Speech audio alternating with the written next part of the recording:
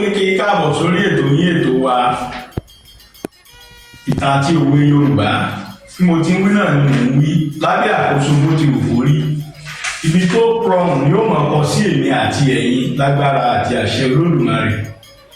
Lẹ́yìn èyí tí a ríra gbẹ̀yìn a sọ nípa ọṣẹ́ tí àwọn ọmọ South Africa tí wọ́n ń ṣe sí àwọn ọmọ ìyá wọn tí wọ́n jẹ́ aláwọ̀ dúdú wọ́n jẹ́ ọmọ Áfíríkà kì í ṣe ọmọ Nàìjíríà nìkan àti Ghana, Botswana, Tanzania, Togo, Benin àti bẹ́ẹ̀ bẹ́ẹ̀ lọ ni wọ́n fi ìyà jẹ tí wọ́n sì fi àwọn funfun tó kó wọn lẹ́rú tó jẹ wọ́n níyà tó sọ wọ́n dá láìlágbára àtàláì lọ́jọ́ iwájú tí wọ́n fi wọ́n sílẹ̀. Àwọn wo ni wọ́n ń ṣe ètò ibi yìí? Òun làwọn tá a lè pè ní ẹgbẹ́ afẹ̀míṣòfò kan tí wọ́n ń pè ní Operation Dudula. Operation Dudula, to the best of my understanding, can be described as a terrorist group, a group of bandits. Kí ló sì fún wọn ní agbára? Why are they so powerful? Lọ́nà kìíní, ẹ jẹ́ ká wo tí ààrẹ ilẹ̀ Botswana Domaboko tó sọ. Ó júwe wọn bí ọ̀lẹ, aláìlóye, aláìkọ́ṣẹ́mọṣẹ́. Operation Dudula yìí túmọ̀ rẹ̀ ni pé ẹ padà sí orílẹ̀-èdè yín, ẹ lé àwọn àjòjì lọ. Orílẹ̀-èdè wo ni ò sí àjòjì? Yorùbá pọ̀ wọ́n ní àlejò ní kẹta àlú. Ara tó mú kílẹ̀ ó tu òjìire kó gbẹ̀rẹ̀gẹ̀ jígẹ̀ ju gbogbo orílẹ̀-èdè ju gbogbo ẹ̀yà lọ ní orílẹ̀-èdè Nàìjíríà ní pé a kó yàn mọ́ra. Ẹ̀sìn kìí ṣe wàhálà wa. Nínú ilé kan o lè rí bàbá kó jẹ́ mùsùlùmí kíyà kó jẹ́ kìrìsìtẹ́nì. O lè rí bàbá kó jẹ́ ẹlẹ́sìn ìbílẹ̀ kó níyàwó méjì kíkan máa lọ ṣọ́ọ̀ṣì kíkan máa lọ mọ́sáàsì. Ó ti ẹ̀dẹ̀ rẹ̀ nìkan òun yìí kan náà ló ń ṣẹ̀sìn ìbílẹ̀ òun kan náà ló ń ṣẹ̀sìn kìrìsìtẹ́nì. Bọ́ bá sì tún di pé oní mọ́sálásí òun yìí kan náà lẹ́ẹ̀kùn níbẹ̀. Ẹ̀sìn kìí ṣe ìṣòro wa ń bí, ẹ̀yà kìí sì ṣe ìṣòro wa, àpò àlejò mọ́ra. Operation Dudula yìí àwọn tó mú bẹ̀ làwọn aláìní kan, àwọn aláìní kan ṣe kan, àwọn jàǹdùkú, àwọn olè, àwọn ọ̀lẹ, àwọn aláìní rònú. Ẹ lè rí akọ́ṣẹ́mọṣẹ́ kan dàbí alára láàrin wọn. Ẹ̀rí tó dájú tó fi hàn wípé lọ́pọ̀lọpọ̀ ìgbà táwọn wọ̀nyí bá lọ tí wọ́n lọ jí ẹrù ẹlẹ́rù kó, táwọn ọlọ́pàá bá rí gbà, èyí tí wọ́n bá rí gbà, ẹni lẹ́rù yẹn tó máa sanwó fáwọn ọlọ́pàá tó tó gbẹrù rẹ̀. Ṣé ẹni pé olè gbé olè gbà ní olè ń sọ̀rọ̀ olè? Aṣẹ́wó sọnù jàgùdà ń wá kiri ẹni òfò ń wẹ̀ ní àdánù. Ilé yìí jẹ́ kí ọwọ́ àwọn ọ̀daràn yìí kó dọlẹ̀ dáadáa. Ẹ má gbàgbé Operation Dudula lójú tèmi is a terrorist group, torí pé ẹnikẹ́ni tó bá ti ń jí láàárọ̀ tó jẹ́ pé gbogbo èrò ọkàn rẹ̀ ní láti gbẹrù lórí ẹlẹ́rù, gbogbo èrò ọkàn rẹ̀ ní láti pààyàn, gbogbo èrò ọkàn rẹ̀ ní láti dẹ́ẹ̀mí ẹlẹ́rìí lé gbogbo èrò ọkàn rẹ̀ ní láti bá yé aláyé jẹ́ terrorist ni, afẹ̀míṣòfò ni, onísùnmọ̀mí ni, sùnmọ̀mí oní Yorùbá máa ń pè wọ́n. Ìjọba náà sì ṣe tó yẹ kó ṣe. Ṣùgbọ́n bàbá wa wò ó, àdúgbò ló dàbí ẹni pé ìrántí àwọn àjọ àgbáyé tí wọ́n kọ sí tọ̀tẹ̀ yìí ó yàtọ̀ sí èyí tí wọ́n ti ń kọ́ sí. Ẹ jẹ́ ká bẹ̀rẹ̀ pẹ̀lú orílẹ̀-èdè Botswana. Botswana ló ń fún àwọn South Africa ní iná, àwọn gan ò lè dáná ìjọba tí wọ́n ń lò, wọn ò lè dá ṣe, wọn ò ní ná. Botswana ó ti gbé náà wọn. Ṣé ẹ ní pé wọ́n ti rẹ́rú ẹgbẹ̀fà, wọ́n jẹun náà, wọ́n ṣòwò àdánù. Ààrẹ Botswana sì ń sọ pé kí gbogbo ọmọ orílẹ̀-èdè Botswana kí wọ́n padà sílé. Ghana ti kọ ìwé sí àjọ ìṣọ̀kan àgbáyé. Bá a bá sì gbàgbé, Organization of African Unity wọ́n dá sílẹ̀ nítorí kí orílẹ̀-èdè South Africa lè gba òmìnira ní. South Africa ló gbòmìnira tán tó ń jẹ Áfíríkà níyà. Ẹ jẹ́ wá sórílẹ̀-èdè wa Nàìjíríà. DSTV, MTN àtàwọn ilé-iṣẹ́ náà ní kàrìmíàn àti ilé ìfowópamọ́ kan tí òfin lè mọ́ gbà mí láàyè láti dárúkọ rẹ̀ South Africa lónìí. Táwọn sì ń kó owó tiwa lọ sí orílẹ̀-èdè wọn kẹ́nìkẹ́nì ò sì yọ wọ́n lẹ́nu tí wọ́n tún ní wá lára. Máa fi àléébù méjì hàn nípa àwọn ilé-iṣẹ́ méjì tó fìdí múlẹ̀ tó sì jẹ́ pé àwọn ilé ìgbìmọ̀ aṣòfin pàápàá wọ́n fi ìdí rẹ̀ wọ́n fi múlẹ̀. Táwa sì ń gbọ́ àwọn mọ́ra tá a sì torí ẹ̀ lọ́jọ́ lé wọn àtòrí ẹ̀ yọ̀dá ká máa lé wọn kiri àtòrí ẹ̀ yọ̀bọ ká máa bá wọn jà àpamọ́ra tó sì jẹ́ pé eléyìí yẹ kó mú orílẹ̀-èdè wa pàápàá kó mú wa ronú kó sì mú àwọn tí Ọlọ́run ṣe ẹgbẹ́ ọ̀la fún lórílẹ̀-èdè Nàìjíríà kó mú àwọn náà ronú láti wá sí àwọn ibi tí wọ́n ti lè dóòlà orílẹ̀-èdè Nàìjíríà. Ẹ jẹ́ ká wo MTN South Africa ló ní MTN. Èló ni text message tẹ́lẹ̀? Èló ni news? Níbo láti jọ ṣèpàdé kí wọ́n tó fowó kan?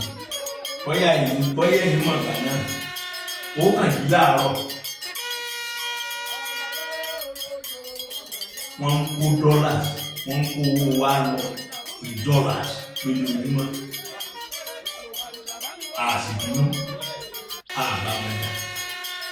Wọ́n ti wá sọ pé káwọn ọmọ orílẹ̀-èdè tiwa kúrò lórílẹ̀-èdè tiwọn gẹ́gẹ́ bí ọ̀rọ̀ sẹ́nitọ́ Adams Oshiomhole ẹ jẹ́ ká tẹ̀lé káwọn ọmọ tiwọn náà kúrò ń bí.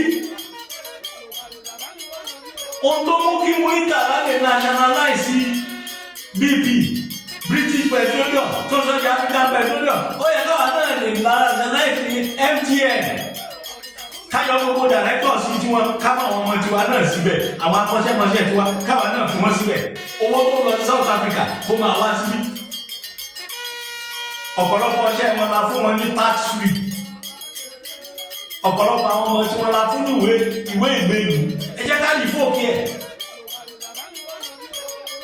Kẹ́rí bọ́mọdé bá ti gbọ́ngbọ́n ọbẹ̀ kíkó àgbàlagbà náà máa bùkèlè ńlá ní o. Ibi kan náà ni ó jà sí òkèèrè tó lé lé wa ní ọ̀gbìn ni wọ́n ta ọ̀. Nàìjíríà kì í ṣe ẹ̀kọ́ nínú orílẹ̀-èdè tó ní ọpọlọ nínú orílẹ̀-èdè tó gbọ́n nínú orílẹ̀-èdè tó dáa nínú orílẹ̀-èdè tó mọ ohun tó yẹ kó ṣe. Nàìjíríà jẹ́ kan ṣùgbọ́n lọ́pọ̀lọpọ̀ ọ̀gbà ẹ̀yìn olórí wa ní ìṣòro wa. Bá a ti wí torí interest tẹ́lómi ìpínlẹ̀ MTN gbogbo tí wọ́n ṣe South Africa ìkọ̀ọ̀kan wọ́n ṣe dáadáa. Èkejì ẹ̀wọ̀n DSTV. Wọ́n ròyìn àwọn ọmọ ilé-ìgbìmọ̀ aṣòfin pàápàá ròyìn pé ní South Africa DSTV tó o bá lò ó subscription rẹ owó ìlò ìpín tó ní sórí ẹ̀ ó dúró mẹ́ ṣùgbọ́n Nàìjíríà kò ní bẹ́ẹ̀ o lò tó bá ti kóṣù kan ó ti lọ kó tó rà ní ìlú a sì ń wòran àwọn ìfúnlẹ̀ the giant of Africa. Àjànàkú lọ lóko àgbẹ̀ ń tàkà ṣé bàbá lẹ́ẹ̀dì ní kó lóko erin ní kí ló dé bá a ti máa làákù kéré ó yẹ kí Nàìjíríà ò fi hàn wọ́n púpọ̀ tí wọ́n ń ṣe ó kù díẹ̀ káàkiri. Àbí àwọn orílẹ̀-èdè bíi Kenya àbí àwọn orílẹ̀-èdè bíi Paul Kagame táwọn náà ti dìde sọ̀rọ̀ ntọ́pọ̀lọpọ̀ wọn náà ti sọ ní pé ó tó gẹ́ ṣùgbọ́n mo fẹ́ kẹ́ ẹ mọ̀ ní pé ó tó gẹ́ èèyàn ọ̀nà South Africa. Wọ́n ti sọ ó dà ń pè ní xenophobia wọ́n ti sọ di business. They turn xenophobic attack into business. Okòwò ní bàbá kan ti kó àwọn ẹjọ́ wúlúwúlú kí ló kù wọ́n á máa fọ́ ṣọ́ọ̀bù káàkiri wọ́n á máa jí ẹ̀rọ ìtajà owó nǹkan wọ́n lè bọ́ sílé ìtajà ńláńlá kí wọ́n máa kó wọn lẹ́rù. kí ló sì mú kí ọwọ́ wọn dólẹ̀? ohun mẹ́ta ni. èkíní, ìjọba South Africa ọwọ́ tí wọ́n fi mú ọwọ́ ẹ̀rẹ̀ ni. bẹ́ẹ̀ bá sì gbọ́ nínú ọ̀rọ̀ ààrẹ wọn tó sọ gbẹ̀yìn pàápàá rí wípé ó fi hàn pé ẹnu rẹ̀ ò ká dùn. ó sọ bẹ́ẹ̀ pé àwọn àlejò wọ́n gbọ́dọ̀ bọ̀wọ̀ fún ẹ̀tọ́ àwọn South Africa. ibo ni wọ́n ti rúfin? wọ́n bá rúfin ọwọ́ òfin àsìtẹ́ tó rúfin dá sẹ́ríà fún un. kì í ṣe pé kó nídìí aṣọ kó ní máa gbà kó ẹni tó jókòó ṣọ́ọ̀bù tiẹ̀ tó ń wo tiẹ̀ mọ̀ tó jókòó lé ìtajà rẹ̀ tí ò mọ̀ nǹkan kan kẹrọ wọn àbájá. wọ́n tún bá débi wípé wọ́n lọ sílé ìwòsàn hospital lábẹ́ òfin àgbáyé tó gún bá ń jà tó gún ò gbọ́dọ̀ jà wọlé ìwòsàn. wọ́n lọ sílé ẹ̀kọ́ kù láti lọ máa wá àwọn ọmọ Áfíríkà káàkiri. ẹjẹ́ àti ẹ̀túpalẹ̀ ìdá 3 sí ìdá 4 South Africa ó ní àlejò ó ní àrùn. Ọlọ́run ló mọ iye ìdá ti Nàìjíríà bá a ti pọ̀ tó lórílẹ̀‐èdè Nàìjíríà a sì gba àyànmára ó sì jẹ̀ wá lọ́rùn. ọwọ́ ẹ̀rẹ̀ ní ìjọba mímú kò tí ì sí wípé wọ́n mú ẹnìkan wọ́n gbé lọ kóòtù wọ́n kó àwọn kan wọ́n gbé lọ ilé ẹjọ́ wọ́n rán wọn lẹ́wọ̀n nítorí pé wọ́n fi ìyà jẹ ọmọ Áfíríkà. ẹ̀kẹta wá ní àwọn agbófinró gan. ìṣẹ̀lẹ̀ bá ṣẹlẹ̀ nǹkan ti máa bàjẹ́ dáadáa káwọn agbófinró tó jáde wọ́n bá sì jáde kí wọ́n máa ṣe wọ́n kàn mọ́ pàráàrọ̀ títì wọ́n mọ́ pàráàrọ̀ títì wọ́n lè máa mú rọ́bà bulẹ̀ wọ́n lè máa mú omi nígbà míì kọ́ ọmọ kan sí àwọn tó bá ń da àwọn sẹ́yìn náà mọ̀ pé àná ni wọ́n ní àkàrà òògbà la fi yẹ kọkù yangan la fi dá yangan lára wọ́n máa fọwọ́ lẹ́fìtì. No strong conviction, no discipline from the part. wọ́n jíròrò rẹ̀ ìgbà tí wọ́n bá ti dìde tí wọ́n fi ìyà jẹ ọmọ Nàìjíríà ọdọọdún ti ilé ìgbìmọ̀ asòfin wa máa sọ fún ẹ ti pé nígbà tí Mohammed Lawan wà gẹ́gẹ́ bí Senate President wọ́n mẹ́nu bà náà wọ́n kàn mẹ́nu bà ní kì í sí action. ọ̀rọ̀ ló délẹ̀ Nàìjíríà gbọ́dọ̀ gbé ìgbésẹ̀ tó lákàtì.